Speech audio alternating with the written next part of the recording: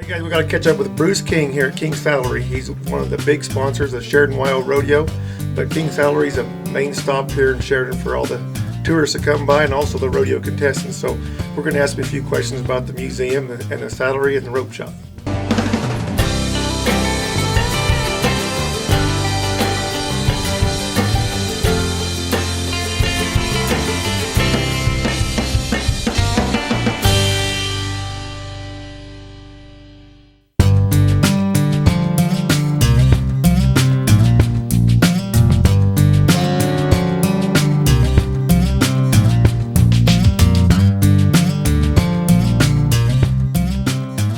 Okay, Bruce, could you give us a brief history of the King family? Well, Mom and Dad met at Eaton's at a dude ranch. When Dad was a wrangler, Mother was a dude. Mother's from Fargo and Dad's from Douglas. They met and then he joined the Coast Guard during World War II. Then they got married down in Arizona.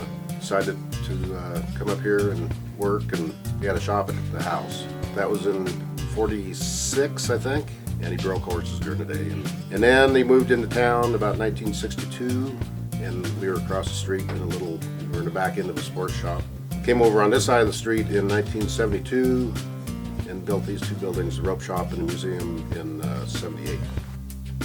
When did he really start being noticed for his craftsmanship? In the late 50s, he made some saddles for the American Quarter Horse Association. Then he picked up the RCA championship saddles for about 7 years. He made them then. And that's when he kind of really got known and had a good following after that. It's interesting, there's a lot of top ropers use King ropes. So when did that come about? That was in the mid to late 60s. It was one of those times where people were just buying a rope off the coil, they'd go home and stretch it. And all we did was put that service in there for them and tie the Hondu. And there's just one or two other companies at that time.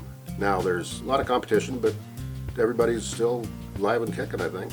Business is good. So where do you tie the ropes here in the store still? Mm-hmm. And we still twist about 20% of them. And then, so the grass polys is very popular out there with the ropers. The polygrass is strictly just kind of the calf ropers rope, getting more and more harder to get. So it's just a matter of somebody doing it. Right. And they're getting tired of doing it. And the lariat business is just it's most of it's ship business.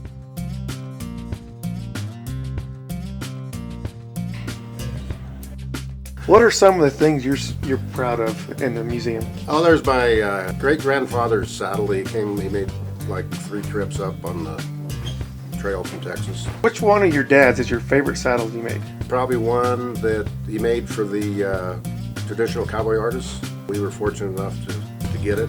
That was one of his last ones. They want you to make your finest work, so he really cut down on the flowers and tightened things up and did some unusual stuff that A lot of time. he wouldn't do on a daily basis.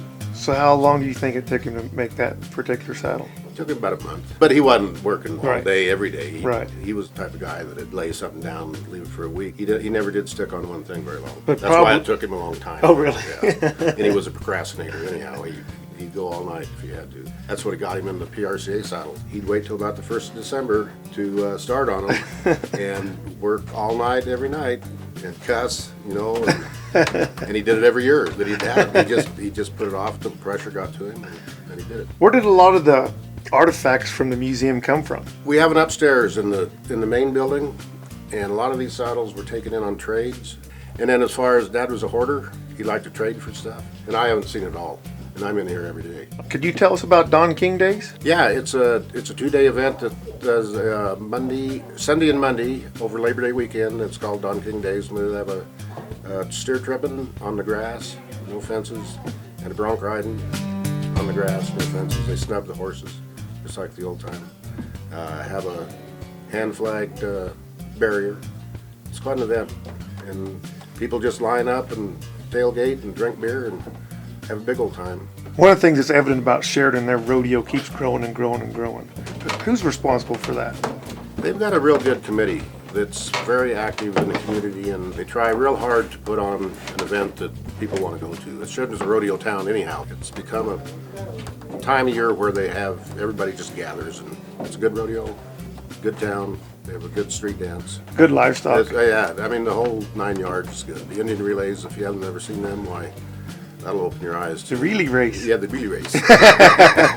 Well, thanks, Bruce. You betcha. I sure appreciate it. We love coming here, and if you guys ever come through Sheridan, you make sure you stop into King Ropes.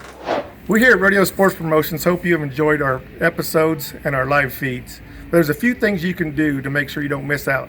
Number one, you can go to Casey Jones Rodeo on Snapchat and add me, because I always send a snap out, let you know there's a live feed coming or when the next episode on YouTube's coming out. Number two, you can go to YouTube and click on the subscribe channel. It's free, and that way YouTube will notify you when the new episode's out. And number three, you can go to Pro Fancy Rodeo Facebook. Facebook has a new deal now. You can click on subscribe first, and then every time we post any new content there, live feed or a new episode, you're notified and you'll see it first. And then also we've been putting all the RSP content on Pro Fancy Rodeo. But we'd like to start getting people over to Rodeo Sports Promotion Facebook. So go there and like that so we can start putting some content on that channel. Thanks for watching, guys, and we'll see you down the road.